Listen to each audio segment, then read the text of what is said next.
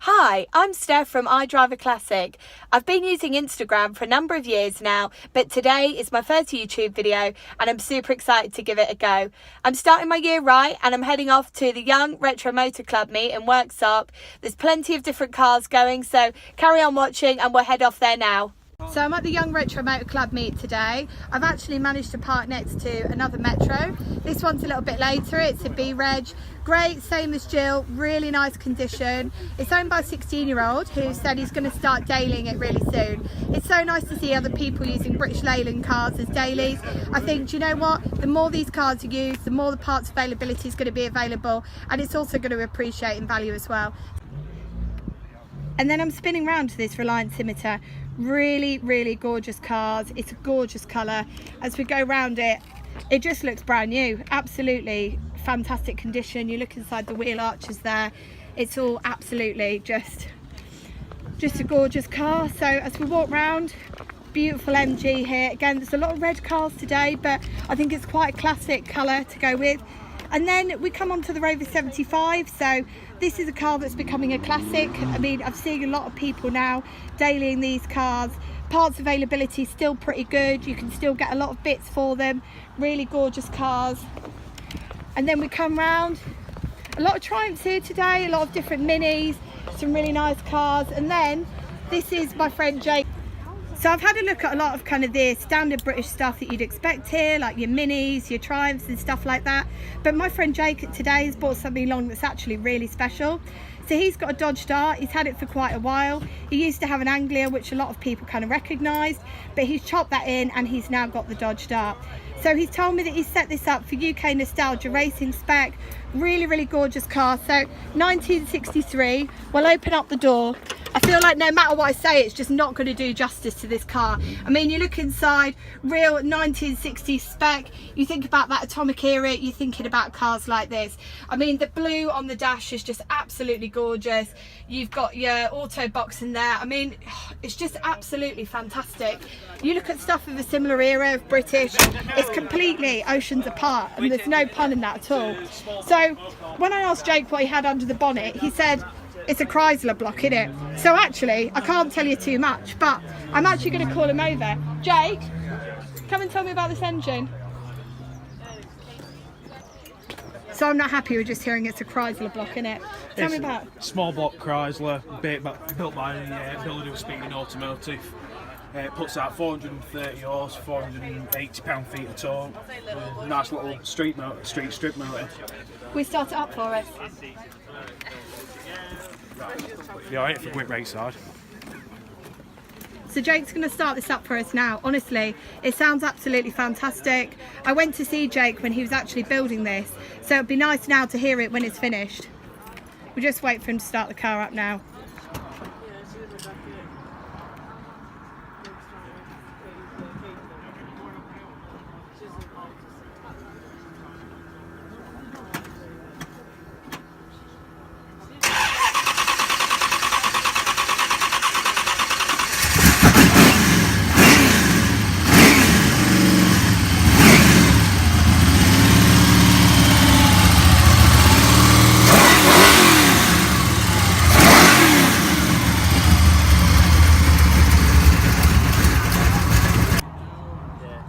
Even though I'm not really a Ford girl, this Ford Capri has absolutely caught my eye. Just the colour, just the styling, it's absolutely mint. And what I love is they've put an old 50p on the dash, on the trim there, and I just think it's absolutely gorgeous. I mean, you look inside, it's got Recaro seats in, so they won't have been the original seats, but with cars of this age and cars that have maybe been restored, you never know what the original interior was like. So sometimes people will say, oh, you know, you should have kept the original seats, but it's not always possible because they might not be able to be retrimmed, they might have turned up without an interior. So whoever's car this is, great job, absolutely stunning. So this is something pretty cool. This has been handmade by Mick Rogers, and it's actually based on a Discovery, but every single panel you see, Mick handmade by himself. So a real feat of engineering, because this is absolutely fantastic and it is so cool. You look at that, that's absolutely amazing. So we'll come round the back, you look inside there, it's all set up. That is just something special. I love seeing stuff like this out. It's something really different. So if we come down here, really nice, really nice. So I asked Mick about what he did and how he built it, and he said to me that he built it in less than a year. It took him 9 months. And it's just those attention to detail, you know, like even the bonnet mascot is absolutely fantastic. This is a cool bit of kit, and I'm so pleased that he's brought it along today. So then we come in and we've got a Ford Sierra here, and we've got a Rover Vitesse. So I almost feel like I'm back in the 1980s. I'm in an Asda car park. These cars are parked up. Really nice cars here. So this one here, just stunning, absolutely stunning. People say that British cars rot. Well, let me tell you, there is not a patch of rot on this car. It is absolutely gorgeous. Even your plastic here, plastic from, you know, from your old cars. Plastic from your old cars tends to become sun bleached, it tends to become damaged, your chrome starts to go funny, but you know what, this car is absolutely gorgeous. You look in here, you've got your old alarm system sticker. I love little things like that because I think it's part of the car's history. So this one looks very well cared for. It is a very nice car. So we come round. So this is a Renault. Not really my thing, but I think every car deserves saving. So it's not just kind of your normal, you go to a car show classics that are here as well. We've got some different things here. So this is a Hijet. I think it's Japanese. Yeah, it's Daihatsu. Really nice. I mean, nice little camper van. You could take it anywhere. It's nice to see stuff like this because I think your mid to late 90s stuff, a lot of people, it's still on that cusp where it could be scrap, it could be something, it could be a classic. So it's actually quite nice to see people taking stuff like this and saying, do you know what, I'm going to take this on, I'm going to keep it running even if it's not commercially viable.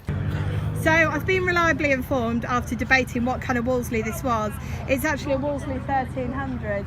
Absolutely gorgeous spec. So you look at the front and it's almost like the car's got whiskers.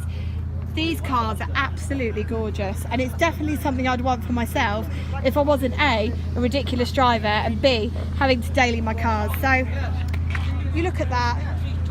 You've still got your chrome trim. Just, I think it's real classic styling, but it's really classy as well. It's a car that you might have driven if you were maybe kind of on your way up, or you were on the up as well. You look inside. So you've got your little trays in the back seat, so I'll just zoom in there. So unfortunately, everybody's windows are dead shiny today, and we can't see in that well. But you look in, and you've got your wood dashing as well. If you take a look there, you've got your speedo. So one of the great things about these speedos is it almost runs on like a ribbon up. So instead of your normal needle, like you might have in, say, I don't know, like a Morris Minor or something like that, you've got that ribbon and it runs up to where what your speed is. So just really innovative, and that's one of the things I like about old cars, in that even if they were coming out of the same factories, even if they were all sitting under British Leyland, they all had so many differences. And I think today that's not something you see every day, and it's just fantastic. So we'll say goodbye to this guy. See you, Mick.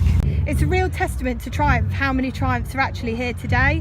I mean, if you think about it, and you think about a modern classic, and you think about, you know, your cars that you see on the road today, your 2018s, your 05s, you just think how many of those are going to be on the road in kind of 10, 20, even 25 years time.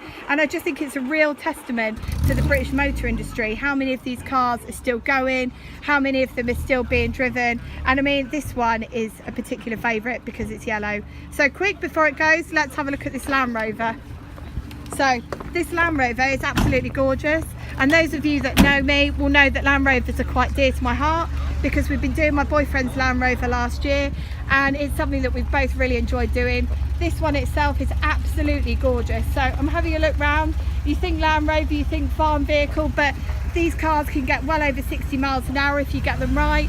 They're really gorgeous cars. This one in particular is absolutely fantastic. So for people that have maybe never driven Land Rovers before, these are actually little vents that you can pop up, so you get a little bit of air in the car, but you're not having to wind the window down as well. So we finish up where we started, back at the Metros, saying goodbye to this gorgeous B-Reg here and jumping back into Jill.